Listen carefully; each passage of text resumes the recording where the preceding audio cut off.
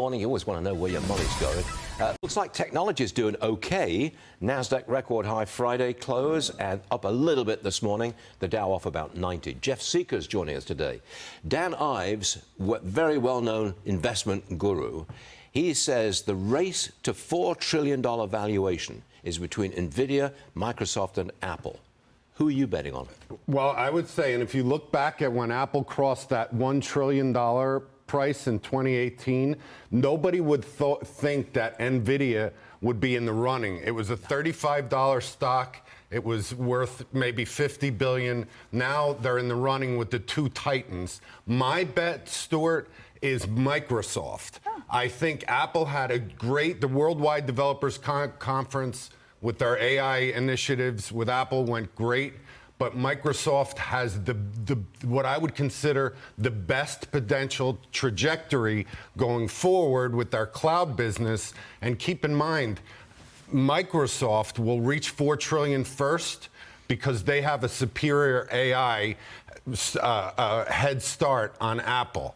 So I think we're going to see Microsoft reach that level, and there might be some dark horses coming out of the shadows to come back there. You have Alphabet, you have Amazon, you have other companies that could get in the running, but I agree. I think Microsoft is going to be the king. You know that I own a thin sliver of Microsoft, so you're not just being kind and generous to me, are you? No, and I thought about that this morning, but no, I actually own all three of them. I just think Microsoft has the best potential of reaching that. May I ask, based on when did you get into NVIDIA? Not when it was $35 a share, surely. Yes, I did. And on your show, people could Google me. On your show, I said in 2018, it was $35 a share. When I had recommended it, it declined like 35%. You might have brought that up. I don't remember. But I had recommended it back then. And back then, it was just involved in chips for video games. But I said the future of AI rests on NVIDIA. And here we are all these years later. All these years later. Okay. Quickly, Evercore, investment firm out of Wall Street, they've got a year-end target for the S&P 500 of 6,000. It's 4,750 now.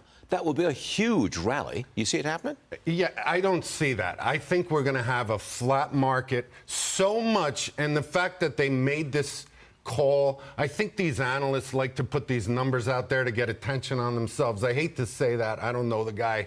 But what I see is that the election is going to determine a lot. I think a lot of people, if Trump doesn't get elected, a lot of people I'm talking to, even professional money managers, are very worried about that. So much could happen. Maybe, in a miracle, it keeps moving up. But I think it's going to probably be flat for the rest of the year. All right, Jeff, thanks for being with us this Monday morning. Thank you. Good stuff.